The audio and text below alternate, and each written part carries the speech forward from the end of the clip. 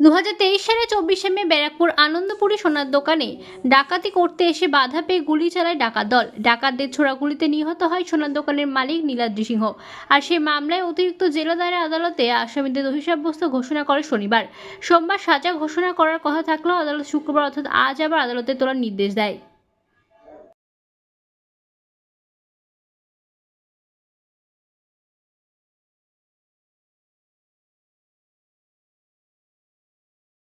মোটেই খুশি নয়, কেন? একদমই খুশি নয়। কারণ একজনের অন্তত পক্ষে ফাঁসি দেওয়া উচিত ছিল যে আমার ছেলেকে মেরেছে। তার নামটা কি?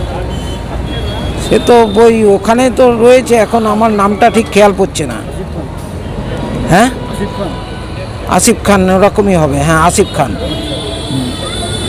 তো কি উচিত ছিল, কি রায় দেওয়া উচিত ছিল? রায় একজনের অন্তত পক্ষে ফাঁসি হওয়া উচিত ছিল, আমি এটাই চেয়েছিলাম। কিন্তু হলো না, হলো না। এবং আমাকে জানানোও হয়নি। যখন রায় দেয় আমাকে জানিয়েছে আধ ঘন্টা পৌনে 1 ঘন্টা আগে জানিয়েছে। আমি এসে দেখি রায়দান হয়ে গেছে। এই রায় খুশি না?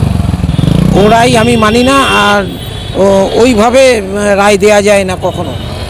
এখন জানি না বাড়ির লোক ছাড়া জজ সাহেব কীভাবে রায় দিল আমি ঠিক বুঝতে পারলাম না। তারপরে কি যাবেন আপনি এটা নিয়ে?